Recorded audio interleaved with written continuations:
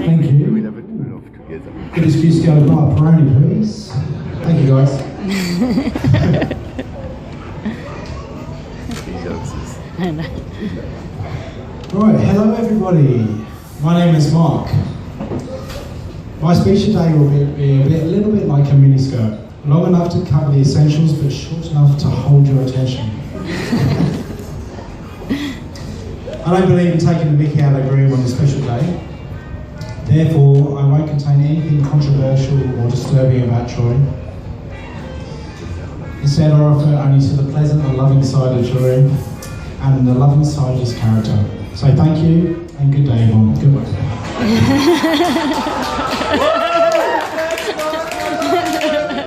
Short speech. Okay, I will go on because it's not been that good for you. So anyway, Troy has been my friend for 10 years now. When I met Troy, it was my second ever job in Australia. Originally I came from the UK, you can tell from my accent. I worked with Troy in the New South Wales Police, along with a few of the guys over here as well, so you can see who they are. It was a great place to work and we had a really good social side. There was about 10 IT gigs. We'd go down the pub after work, long sessions, about 2 to 3 times a week, and got very, very, very drunk together. And that was back when I could handle more than a few beers. Bit of a lightweight nowadays. But what's funny about Troy, and I'm sure his friends would agree, is when he gets drunk, his eyes just go in completely different directions. They're just like and he's like, all of a sudden, he looks so normal, like he does right now. He's looking completely normal. And a few more drinks later, and then his eyes just go. It's alright, Troy, time to stick you in a taxi, go home. But normally I'm drunk before that.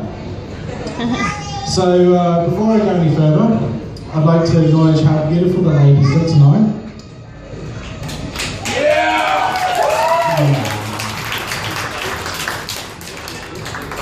So all the bridesmaids look beautiful.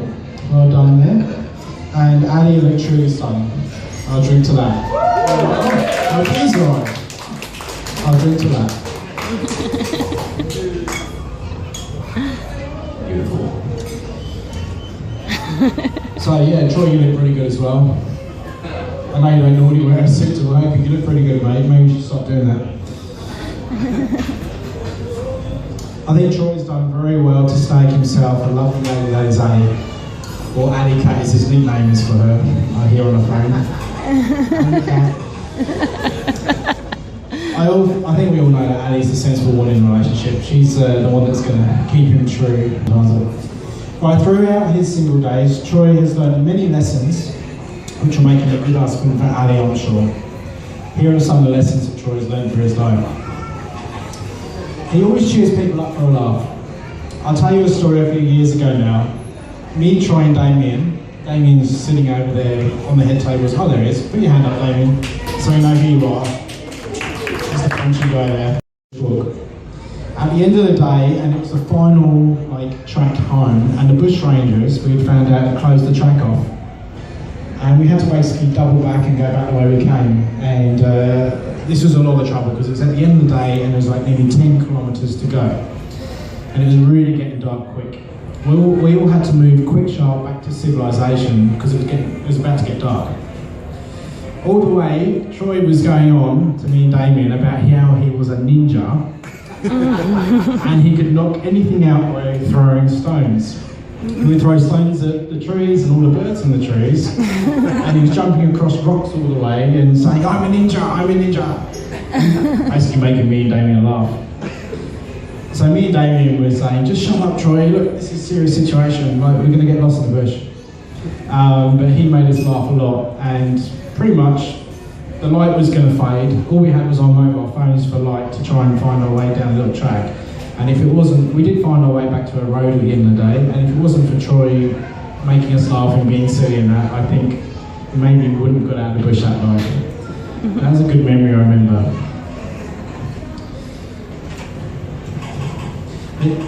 That was one story.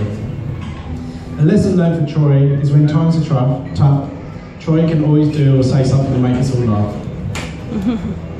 Troy seems to turn everything into a laugh. if I catch up with him after work one day when I'm feeling a bit down about work or something, it always makes me laugh and cheer me up. And that's a really good quality I like in Troy as a friend. It really seems to cheer me up. I think Troy knows Ali really well. When I asked him the other day what his favourite flower was, he instantly replied, self-raising.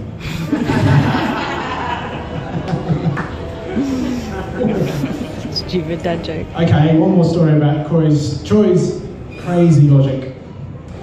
We're out in the city for the night, and Troy was a little bit worse for wear. We were trying to get into a venue on Hunter Street. We could all get in, but Troy couldn't. The security wasn't letting him in. Yeah, Troy, you know the story. He's pointing at Damien again.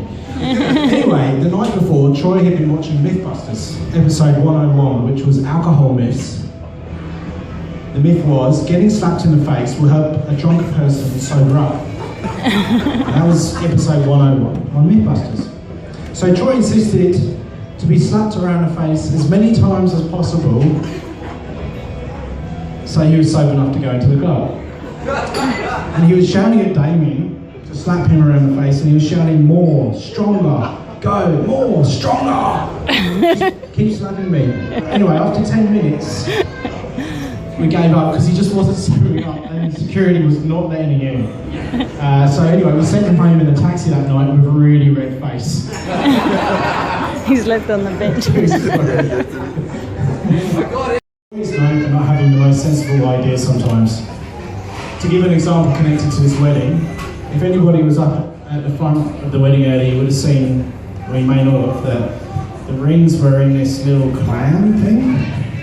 This little pink clam, and the rings are in there. So there's a story behind that. So basically, when this is a while ago, when Troy said to me he wants to propose to Ali, and he loves her lots, and he wants to get married, he's like, yeah, come on, get on with it then, in a while now, come on. He said he had this crazy idea that he was going to propose to Ali because they love going diving and that together. So they were going to go diving together, and he was going to put an engagement ring inside a clam on the seabed, like a living clam, and put the engagement ring in there. Then to Ali's surprise, they would swim down and find this engagement ring, obviously presumably expensive, in a clam. I said to him, there's all these things that could go wrong, Troy. This is so not a good idea. Just don't do it, man, don't do it. So, the lesson to Troy there is, like, when you're going to do a crazy idea like that, just talk to your mates first, yeah? Ali, do you know about this story? I didn't hear about it. I heard about it. I was like, Troy, don't do it, man. You'll lose the engagement ring. Right, next thing is, I have a little gift for Troy and Ali. Didn't realise it to be so far away from them, but here we go. I have a little gift here. One is, it's 2 little books. Oops. Sorry, Mark. I didn't keep up. Take that. So they are little books from 1913. It's a little snippet of what marriage was like back in the past. There's a don'ts for husbands and a don'ts for wives.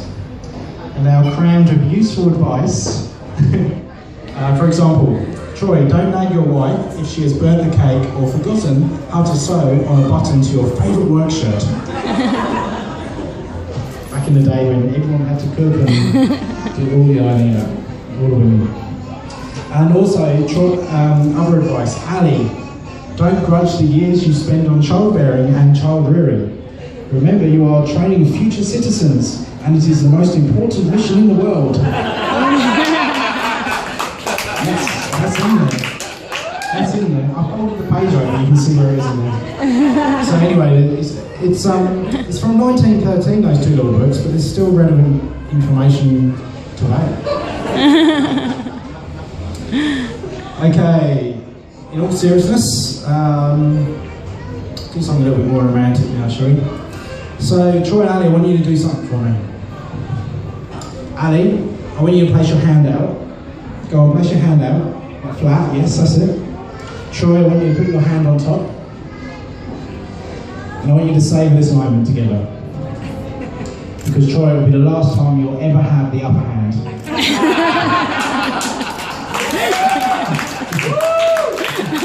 Love your new marriage.